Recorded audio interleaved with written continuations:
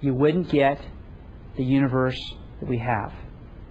In particular, you wouldn't get a universe inhabited with human beings, with human life, with moral responsibility and moral opportunity. The cosmic constants, the physical conditions of the universe, are numerous and complexly interrelated in such a way that if you began to tinker ever so slightly with just one of them, not to mention a whole range of them, you would get a very different result instead of this one that is the physical condition of human life.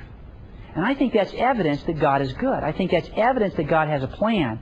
I think that's evidence that God has a design that He acted for and towards in producing the universe and establishing these precise, finely tuned conditions for human flourishing. This is evidence of His goodness.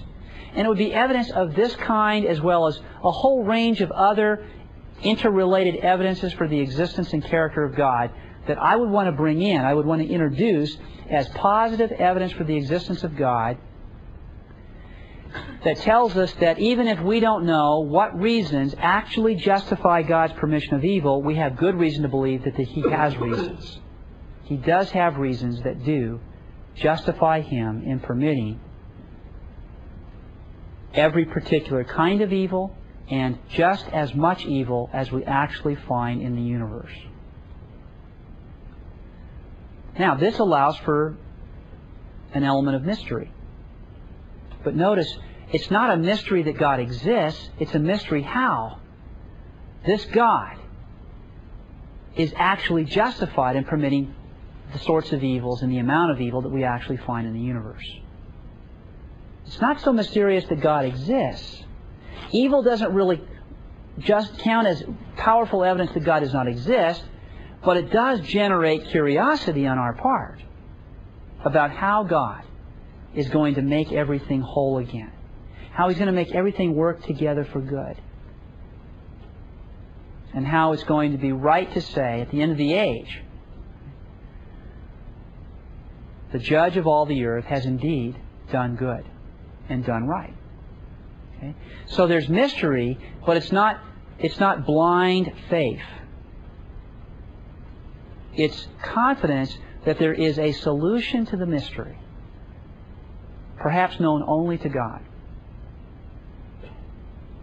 So those are two things that I would suggest in response to the evidential argument from evil. Now let me give you this third thing that really is so special that you could use it in a variety of contexts when you encounter arguments from evil from atheologians and agnostics.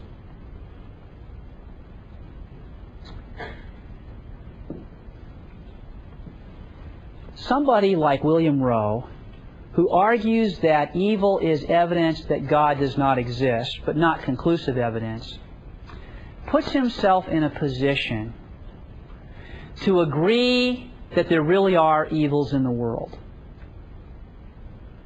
You see, a person like J.L. Mackie or somebody else who endorses the logical argument from evil can say, look, evil is incompatible with Christian belief about God, about God's power and about God's goodness.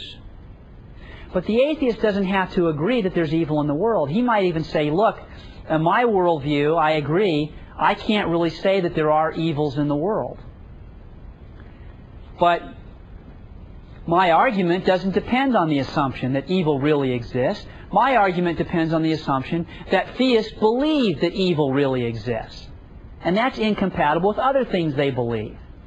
And I've heard atheists say this. I've heard atheists say, look, I acknowledge that if my worldview is correct, it's going to be pretty hard to say that this or that state of affairs really is evil. But see, you don't have that way out, right? You're a Christian. You believe in God. And you believe there really is evil in the universe. That's incompatible with your belief in God. See, that's something they can do here. But the evidentialist seems to be committed to the real existence of evil in the world.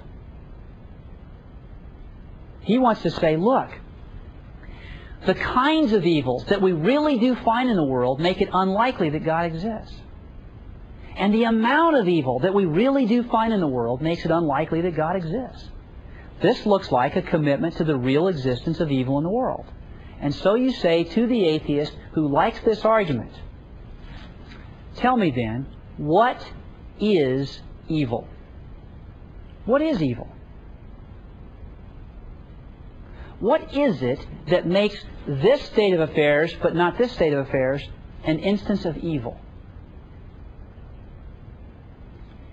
Now, the atheologian has a dilemma on his hands here, because some accounts of the nature of evil, generally, will not be compatible with their worldview. And in fact, I think the most plausible characterizations of evil generally are going to actually be more compatible with theism than with atheism.